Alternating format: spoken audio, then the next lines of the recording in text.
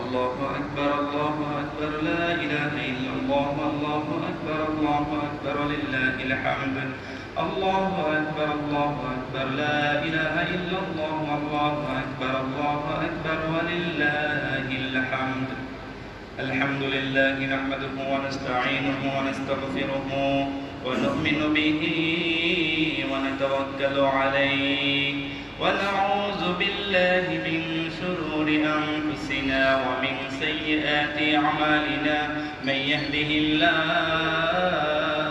فلا مضل له ومن يضلل فلن تجد له وليا مرشدا ونشهد أن لا إله إلا الله وحده لا شريك له ونشهد أن سيدنا إيماننا قدوتنا حبيبنا وطبيبنا وطبيب أرواحنا محمد الذي أرسله بالحق بشيرا ونذيرا وداعيا إلى الله بإذنه وسراجا وقمرا منيرا أما بعد فقد قال الله تعالى في كلامه المجيد والفرقانه الحميد সবাই জবান খুলে পড়ুন আউযু বিল্লাহি মিনাশ শাইতানির রাজীম বিসমিল্লাহির রহমানির রহিম قد أفلح من تزكى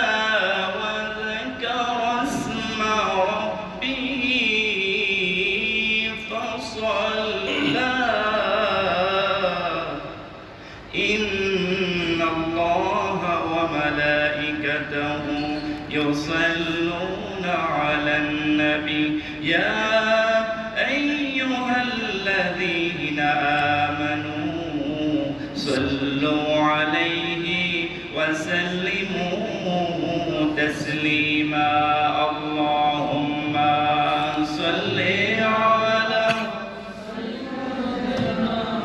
مولانا محمد وعلى آل سيدنا مولانا محمد যে মানুষ মানুষের বেদনায় কেঁদেছিলেন জীবন মদিনায় সেই মাটি সেই মানুষ যদি এত সুন্দর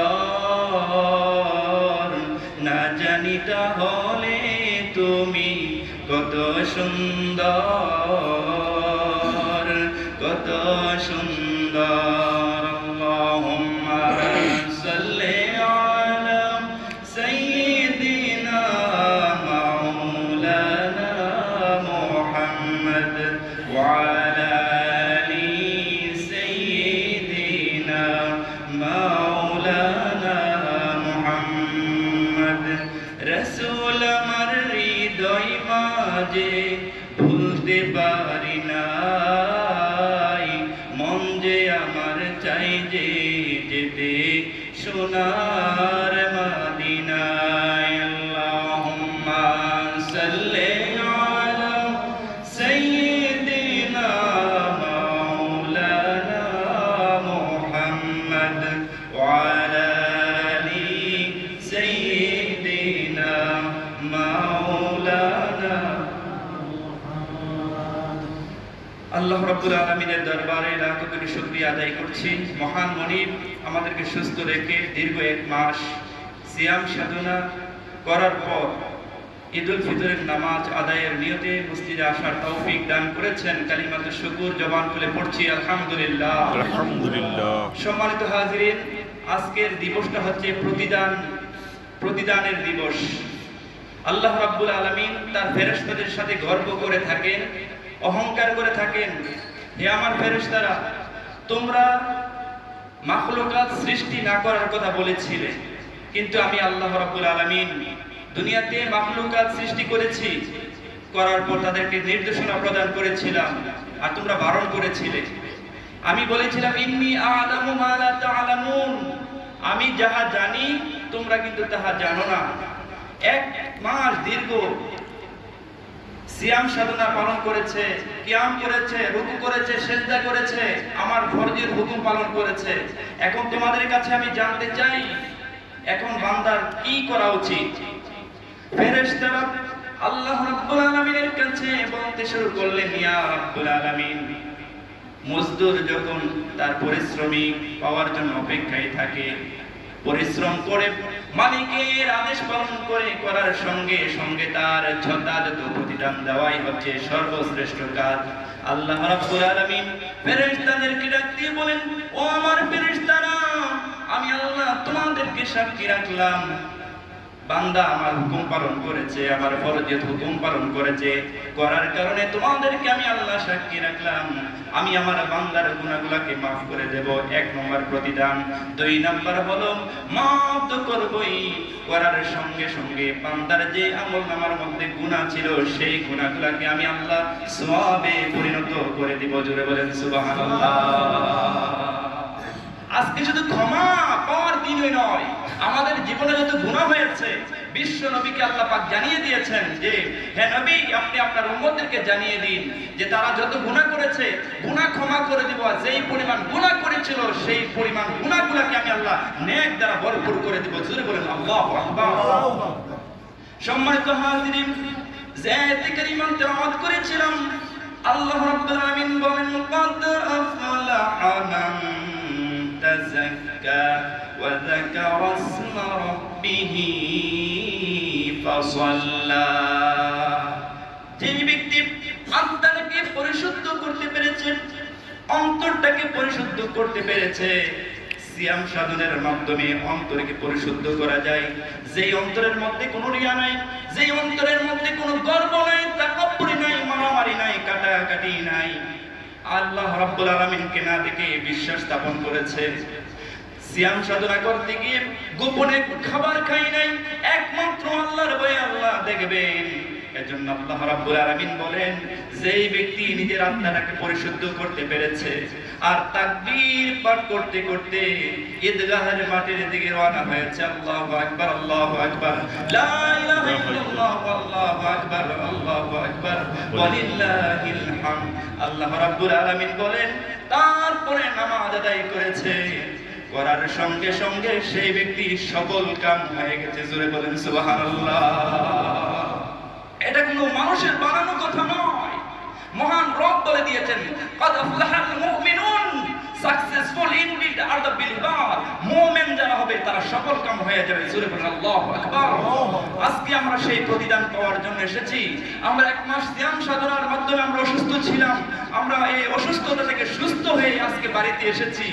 আজকে খুশি, আজকে আনন্দ। আজকের মতো ভালো দিন আমরা 1 মাস পাই নাই, কারণ 1 মাস আমরা ছিলাম হাসপাতালের মধ্যে ভর্তি ছিলাম।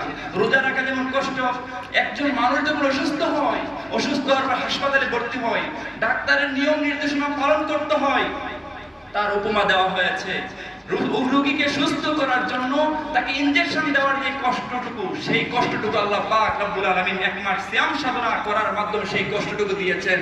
আর ইনজেকশন দেওয়ার সেই কষ্ট কেউ সহ্য করতে চায় না। যখন সুস্থ হয় তখন তার মনের মধ্যে আনন্দ আর উৎসাহ জাগ্রত হয়। জোরে বলেন আল্লাহু আকবার।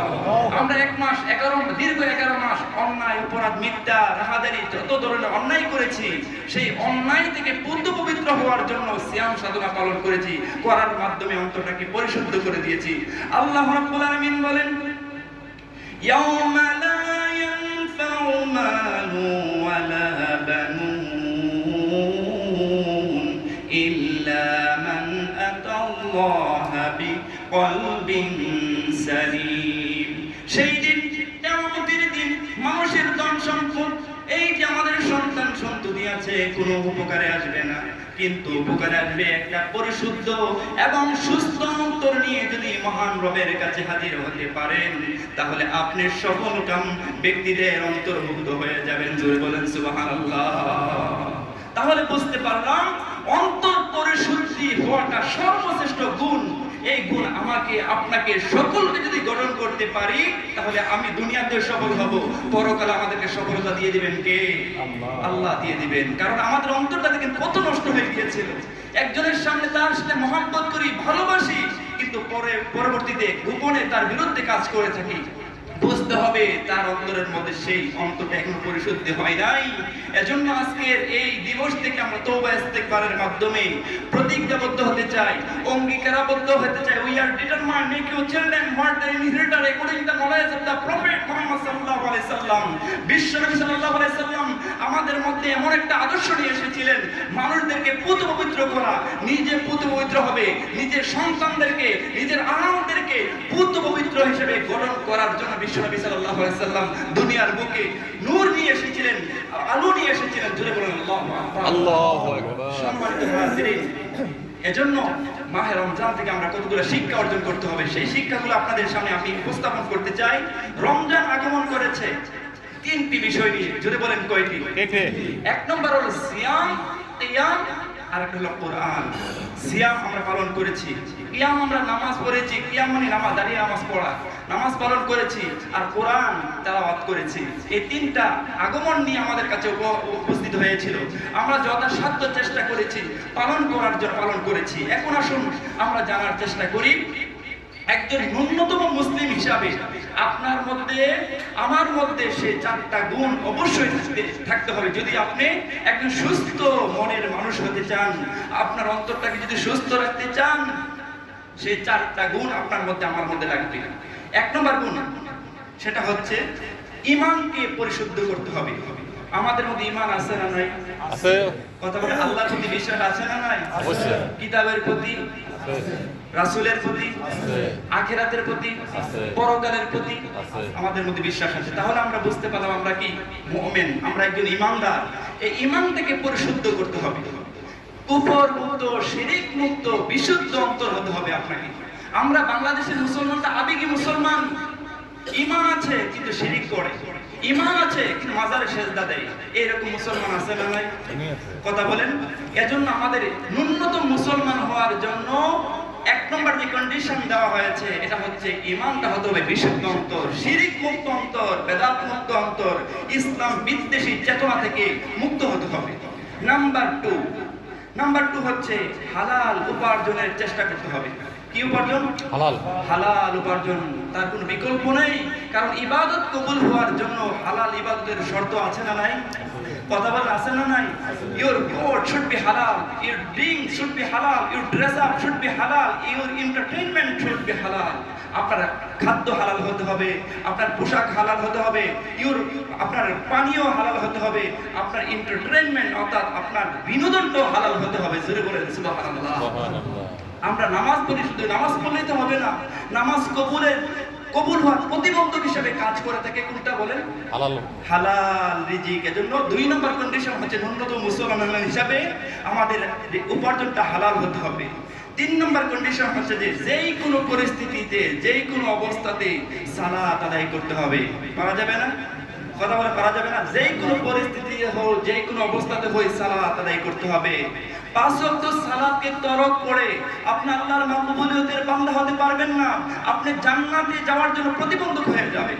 যদি জান্নাতে যেতে চাই, যদি জান্নাতের শ্রেষ্ঠ মাকাম আমরা পেতে চাই, তাহলে সালাতের কোনো বিকল্প নেই। 4 নম্বর কন্ডিশন হচ্ছে যে হকুল ইবাদ, বান্দার হক। আল্লাহর হক আপনি নষ্ট করেছেন, ক্ষমা পাওয়ার সুযোগ আছে, কিন্তু বান্দার হক নষ্ট করে অতি সহজে কিন্তু মাপ পাওয়া যায় না, যাই বলেন। তাহলে ন্যূনতম মুসলমান হিসাবে 1 নম্বর যে কন্ডিশন বলেছিলাম, এটা হচ্ছে আপনার ঈমানটাকে বিশুদ্ধ করতে হবে। 2 নম্বর যে কন্ডিশন বলেছিলাম, উপার্জনে হালাল উপার্জন করার চেষ্টা করতে হবে। 3 নম্বর যে বলেছিলাম, যেই কোনো পরিস্থিতিতে হোক, যেই কোনো অবস্থাতে হোক, সালাত আদায় করতে হবে। সালাত তরক করে আল্লাহর মাকবুলিয়তের বান্দা হওয়া যাবে না। আল্লাহর যে জান্নাত আমাদের জন্য রেখে দিয়েছেন, সেই জান্নাত পাওয়া যাবে না, কঠিন হয়ে যাবে। 4 নম্বর হলো বান্দার হক, সেনসিটিভ বিষয়। আপনি হক নষ্ট করেছেন, আপনি দুনিয়া থেকে চলে গিয়েছেন, মাফ পাওয়ার কি সুযোগ আছে বলেন? কিন্তু মহান রবের হুকুম যদি তোরা করেন, হক যদি নষ্ট করেন, কিন্তু তওবা করেন, ইস্তেগফার করেন, ক্ষমা পাওয়ার সুযোগ আছে না নাই? আছে। এজন্য খেয়াল রাখতে হবে আমাদের সকলকে যে এই চারটা ন্যূনতম বিষয় যেন আমরা ধরে রাখতে পারি। আল্লাহ পাক আমাদের সকলকে বোঝার তৌফিক দান করুন। সবাই পড়েন আমিন। আমিন। ঈদুল ফিতরের যে অঙ্গীকার আছে, চারটা অঙ্গীকার রয়েছে। অঙ্গীকার নাম্বার 1, দয়া, ভালোবাসা, সহানুভূতি।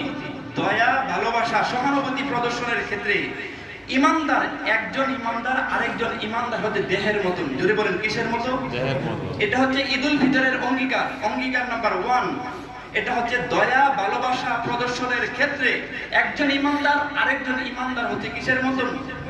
দেহের মতন। আমার হাতে যখন ব্যথা পায় তাহলে সারাটা শরীরে কি উপলব্ধি হয়? কথা বলেন হয়? হয়। মাথায় ব্যথা কিন্তু সারা শরীরে উপলব্ধি হয়। একজন মুমিন, একজন ইমানদার, একজন দয়াবান মুসলমান কষ্টে থাকবে, আপনি সেই কষ্টটাকে ফিল করতে হবে। সেই কষ্টে দিনাতিপাত করুক, যার ইচ্ছা যাই রাখ, আমার মতো আমি ভালো বলে চলে, এটা ইমানদার ব্যক্তির গুণ হতে পারে না।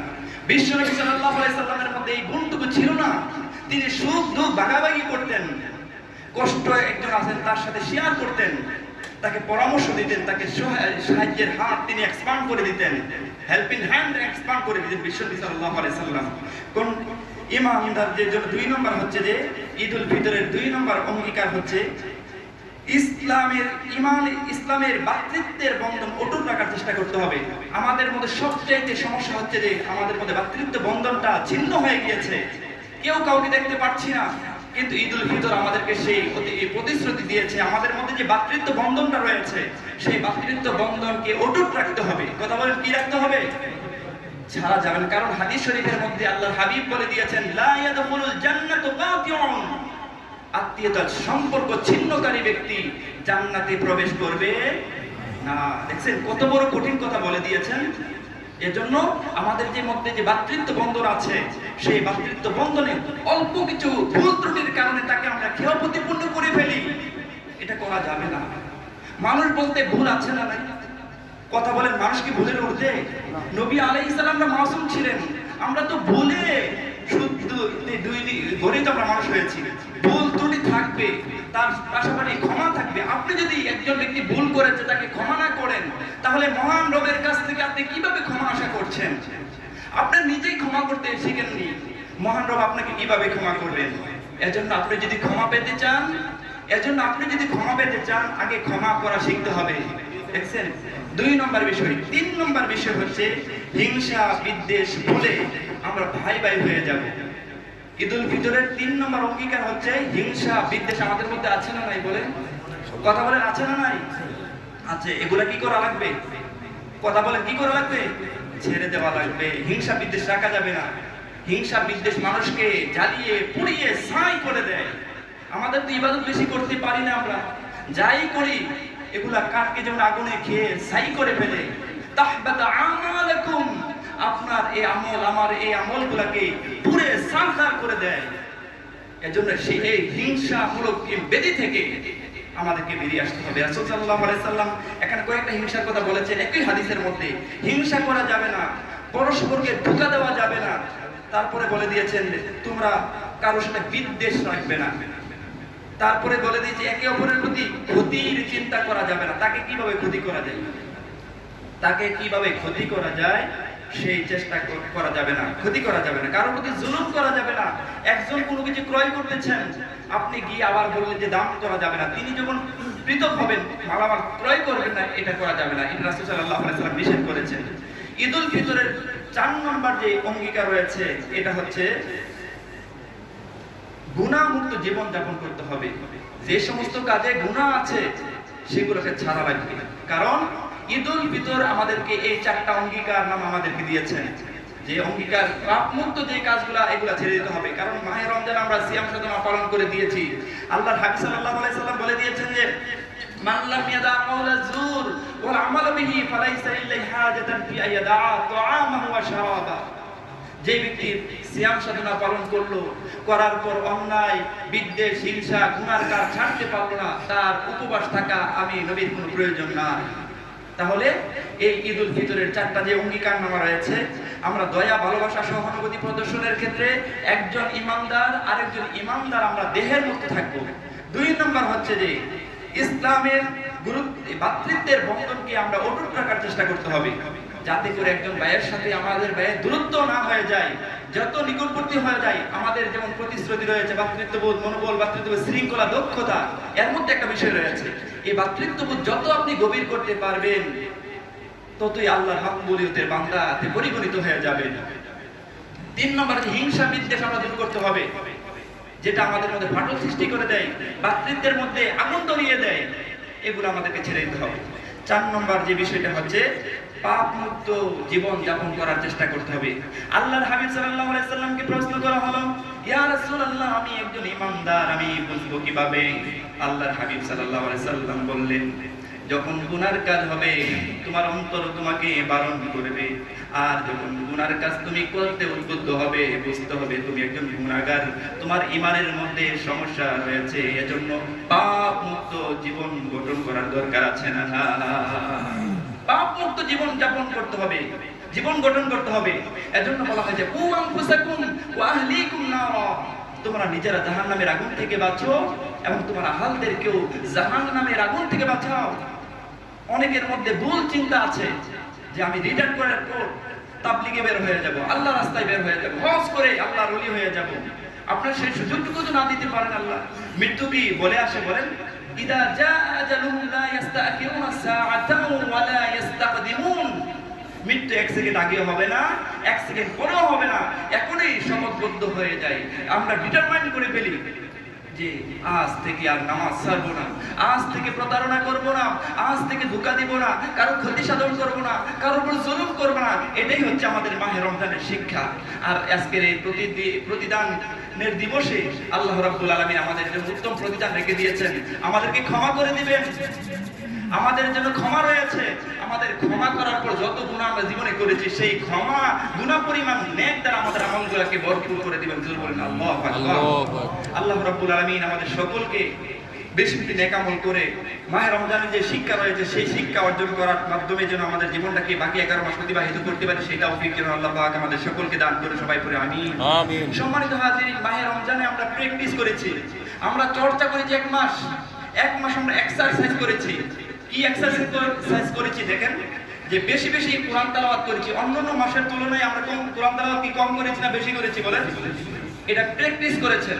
খেলোয়াড় যখন খেলার মাঠে নামে আগে প্র্যাকটিস করার পরে ভালো অবস্থান, ভালো খেলার জন্য সে ব্যক্তি প্রয়োগ করে থাকে। আপনি মাহে রমজানে কোরআন তেলাওয়াতের প্র্যাকটিস করেছেন, বাকি 11 মাস চালু রাখাই হচ্ছে মাহে রমজানের শিক্ষা। 2 নম্বর শিক্ষা হচ্ছে বেশি বেশি নফল ইবাদত করেছেন, সেই নফল ইবাদতের প্র্যাকটিস করেছেন, চর্চা করেছেন, সেই বাকি 11 মাস সেই চর্চা করাই হচ্ছে মাহে রমজানের শিক্ষা। 3 নম্বর হলো উপবাস থেকেছেন। উপবাস থাকার মধ্যে যে কষ্ট আপনি তারা বুঝতে পেরেছেন, যে যারা দিন 3 বেলা খেতে পারে না, দিন 1 বেলা খায়, তারা কত কষ্টে আছে, তাদের সাথে সহমর্মিতা প্রদর্শন করেছেন, করতে আপনি শিক্ষা গ্রহণ করেছেন। দীর্ঘ নামাজ পড়ার আমরা শিখেছি, যেমন দীর্ঘ নামাজ সালাতুত তাওয়াবিন নামাজ আমরা পড়েছি। তেমনিও যখন আপনার ভালো লাগে না, ঘুম আসে না, ক্লান্তি বোধ করছেন, হতাশাগ্রস্ত হয়ে গেছেন, চিন্তিত আছেন, তখন আপনি বুদ্ধি করে নফল নামাজে দাঁড়িয়ে যান। যতগুলো সূরা পারেন ধারাবাহিকভাবে আপনি পড়তে থাকেন, দেখবেন যে আপনার মধ্য থেকে সেই পেরেশান, টেনশন, যত কিছু কাজ করে থাকে সবগুলাকে মহান রব দূর করে দিবেন। জোরে বলুন আল্লাহু আকবার। তারপর আমরা দান করতে শিক্ষা গ্রহণ করেছি, সদকাতুল ফিতরা দিয়েছি, গভীর রাতে উঠে তাহাজ্জুদ করার প্র্যাকটিস করেছি। এজন্য সুযোগে আমরা কি করব? সালাতুত তাহাজ্জুদ পড়ার চেষ্টা করি। যখন উঠেছেন ভালো লাগে না, 2 রাকাত তাহাজ্জুদের নামাজ পড়েন, এভাবে দিনটা কাটানোর চেষ্টা করেন। জামাতে নামাজ পড়তে আমরা শিখেছি, এটা প্রয়োগ করার চেষ্টা করব আমরা। তারপরে যাকাত কিভাবে হিসাব করে বের করতে হয়, এটা আমরা শিক্ষা গ্রহণ করেছি। এই হিসাবে যাকাত অনেকে দিয়েছি, এটা আমরা জারি রাখার চেষ্টা করব। আত্মীয়তা সম্পর্ক ধরে রাখার চেষ্টা করব। আমরা শিখেছি গোপনে কোনো কাজ করলে কেউ দেখেন না, একজন দেখেন, তিনি কে? আল্লাহ দেখেন। অনেক সময় দেখা যায় ডিউটিতে আমি ফাঁকি দিচ্ছি, কেউ তো দেখে না, কিন্তু মহান রব তো দেখেন, তার কাছে জবাবদিহিতা করতে হবে, সেই ভয় আমাদের মধ্যে জাগ্রত করতে হবে। তারপর আসুন, রাগ নিয়ন্ত্রণ করতে শিখেছি আমরা।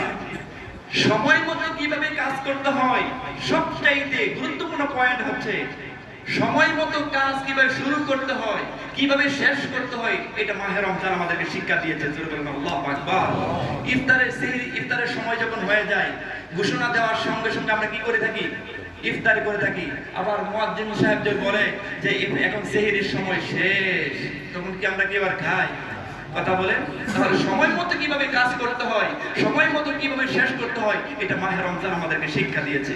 এটা জারি রাখতে হবে। এটা দ্বারা সমস্ত ইভেন্টে, সমস্ত কাজে আমরা সেভাবে করার চেষ্টা, গতি বাড়াতে হবে। আল্লাহ পাক আমাদের সকলকে বুঝার তৌফিক দান করুন। সদা সর্বদা সত্য কথা বলতে হবে। মিথ্যা কথা বললে যেমন রোজা উপবাস থাকা আল্লাহর কোনো প্রয়োজন নাই, তেমনি ভাবে আল্লাহ পাক একথাই আমাদের শিক্ষা দিয়েছেন যে মাহে রমজানের আমাদের শিক্ষা দিয়ে সদা সর্বদা সত্য কথা বলতে হবে। সত্য কথা বললে আল্লাহ পাক বলে সূরাতুল আহজাবে বলে দিয়েছেন তোমাদের গুনাহগুলোকে মাফ করে দিব। জোরে বলেন সুবহানাল্লাহ। এজন্য আমাদের মধ্যে মিথ্যা এমন জর্জরিত হয়ে গেছে, আমরা মিথ্যা ছেড়ে দিয়ে সত্য কথা বলতে হবে।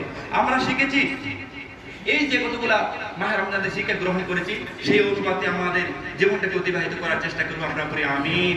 সম্মানিত হাজিরিন, ঈদুল ফিতরের নামাজের নিয়ম